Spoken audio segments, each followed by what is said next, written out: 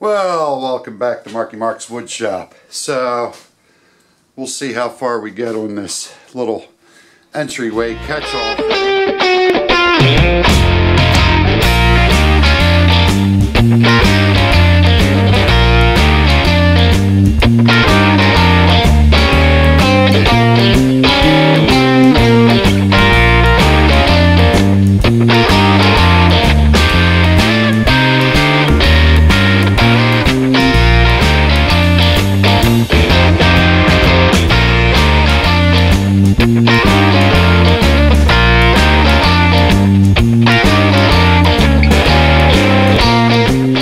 Yesterday we glued up the back piece, so now we're ready to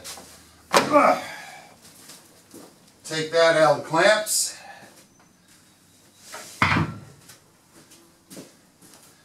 That heavy piece of steel kept it flat so the boards didn't buckle, which during glue upset likes to happen. So that'll cure that problem. And just stick the clamps out of the way here. And let's see what we have. The black is from the glue. And one thing we want to do is scrape the beads of glue off of the seams, because you don't want to run that through a sander or machine. That'll clog up your paper.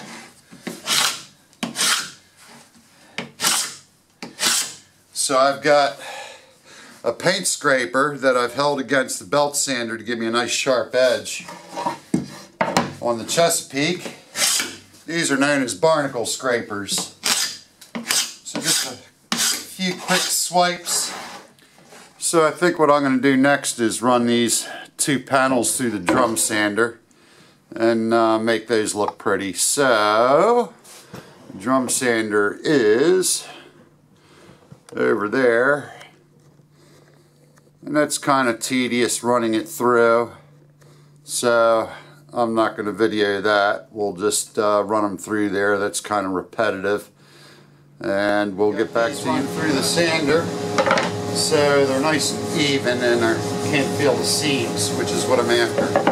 So the next step, this piece, which of course is going to be the back part, I'm not exactly sure what shape I want to make the top, whether it's going to be square, rounded, maybe cathedral shaped, stop sign shaped, I'm not sure.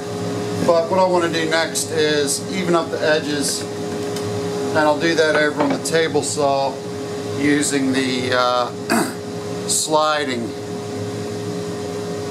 attachment there on the side. That's the red piece over there, the fence. So let me go over there and do that.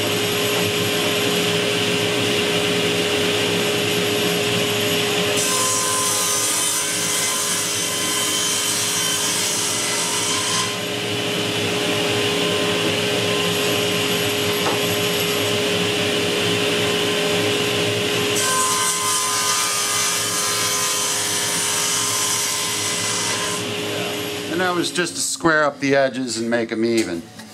Now it's going to be what this thing's starting to look like.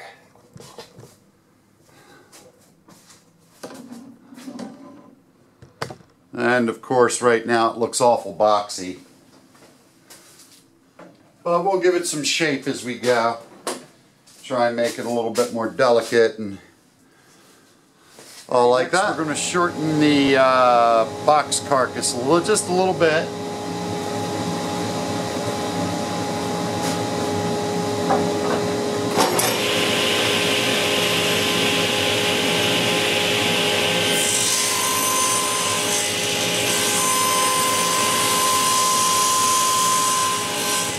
So now we should have a little bit better fit with the top.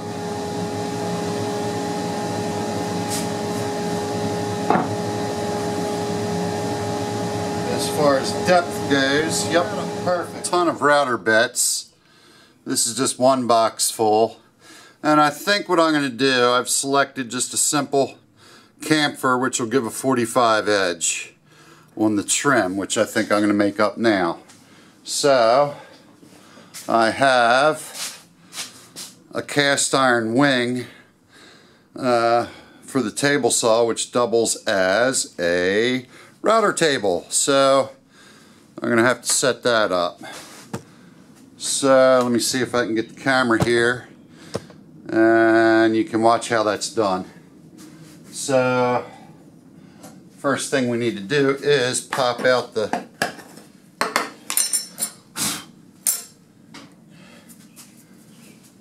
little sub base, and this is a Porter cable 690 underneath. It'll take either 1/4 inch or 1/2 inch. So there is the 1/2 inch bit inside of the collet that I'll have to screw on now. This setup's a little awkward.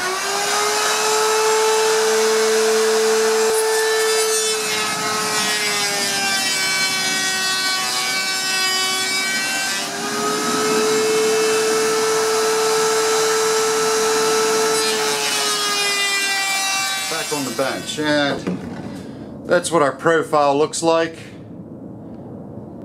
So, well, I took a short break to speed up the trim process. Welcome back, and we can go ahead and glue it on the edge here of our top. So give you an idea of what we're shooting for here. I don't know if I can hold all the pieces together, so anyhow, let's get out some glue and some clamps and get this puppy on its way.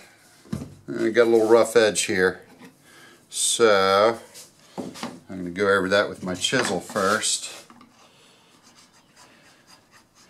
just to clean up the edge a little bit. I don't know if I'm on the camera or not. I'm just kind of getting some high spots left from the cut here. Because what I did was,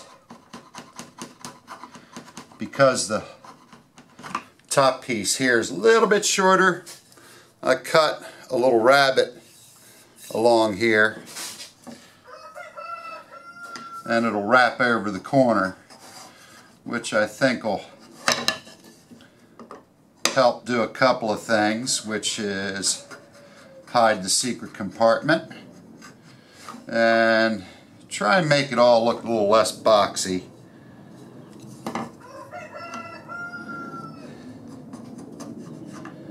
Give it some kind of grace, but this is one of those wing it things, kind of a work in progress.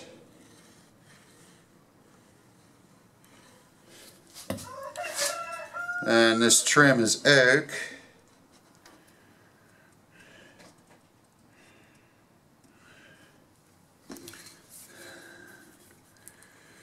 And it looks like it could have been quarter sawn. I've got some really nice rifts in the grain, which is always a nice thing. I need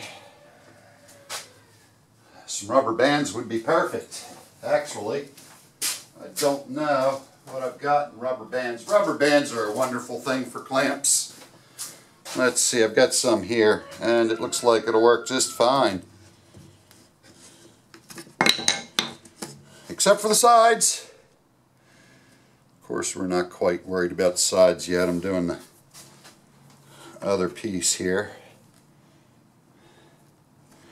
This is also good for just holding them in place too while you want to clamp or whatever.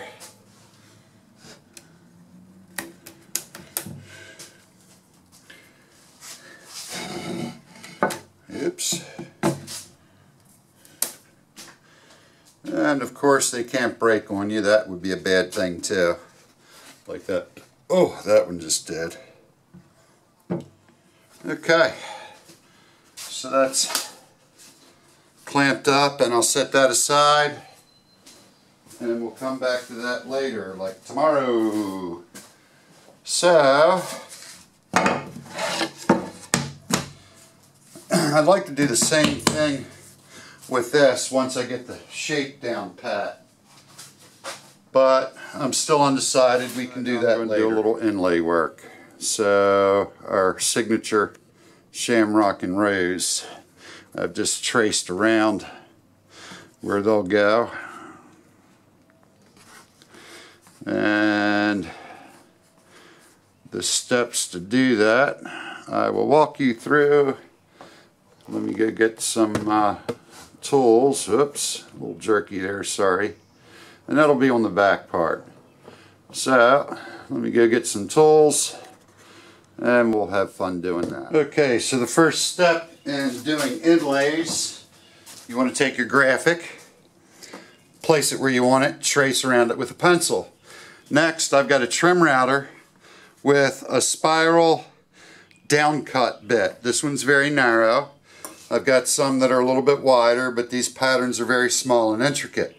So we're going to route out as much as the wood as we can, but kind of stay away from the edges, because that'll need fine tuning.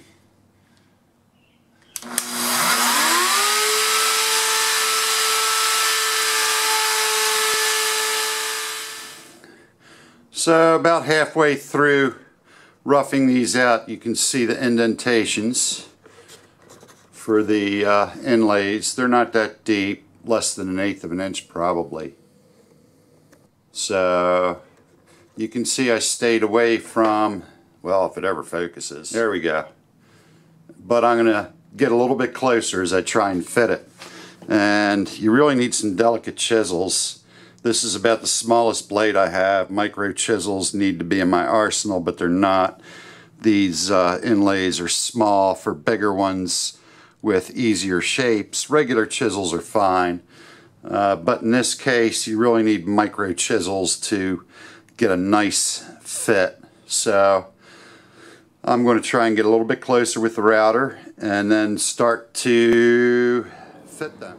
So with the inlays all cut out nice and pretty now, the only thing left is to glue them in, tap them in place, and then we're good to go. So it took a little while to go around it, especially with these relatively huge tools. So put a dabble D in there. And there we have it. So all we need to do is let the glue dry and come back and sand it down or whatever we want to do. I can either sand it even, because right now it's sticking up about 1/8 of an inch. I can leave it relieved or sand it down. Options are good. I wrapped this video up with some of the tools required to do this job, and maybe you don't have those tools, but you can still do this without the tools, and I'll kind of explain that as I go. Well, first I get rough lumber. I start at the lumber yard, which means you have to start by making it look pretty, squaring it up, truing it parallel, all that good stuff. And some of the machinery used is a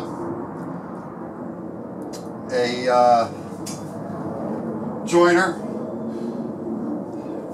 a planer, the belt sander, the bandsaw, the table saw, and the router, which you saw the last two being used today. So you don't have to get rough cut lumber. You can run down to your handy dandy Home Depot or whatever chain you've got, and they sell some nice boards. They're going to be thicker. These are much thinner. I resawed them with a bandsaw, but you can work with what they have. And you know, just having basic tools like some kind of saw. It doesn't have to be a table saw. Something that's going to cut straight and you could even do that by hand. The router, you know, you saw me use making trim. You can walk in the store and buy trim now. So again, you know, I'm starting from scratch. You can get a lot of this stuff pre-made. The difference is, so far this hasn't cost me a penny. And I've even seen now that Home Depot's carrying some different woods, hickory, teak, along with, you know, oak, poplar, and some furniture grade pine that's straight without knots. So you've got a little bit of choice of woods. And some other tools, of course, clamps, a lot of hand tools. You saw me using chisels, mallet. You know, a lot of these are basic tools that you probably have in one form or another laying around. So, you know, you can achieve this without having to spend thousands of dollars on machinery and make little projects or big projects, whatever. Sometimes it may take longer or cost more, but you can do it. So, with that in mind, I guess I'll sign off and see you in the next episode of this box. And of course, if you haven't subscribed already, you'll want to watch what's going on with this box. It's kind of a work in progress. A lot of things, I'm not sure where I'm going with it until the inspiration strikes and I get a thought. One thing I need to do is the top. I can't have it square, that's ugly. Ah, come on. So here's some thoughts, maybe some input. Should I make it like a stop sign, maybe octagonal, which kind of matches the trim I've got on the side. I could get an octagonal theme going on.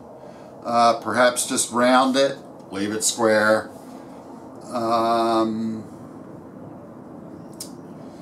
Maybe put camphor and edge on it.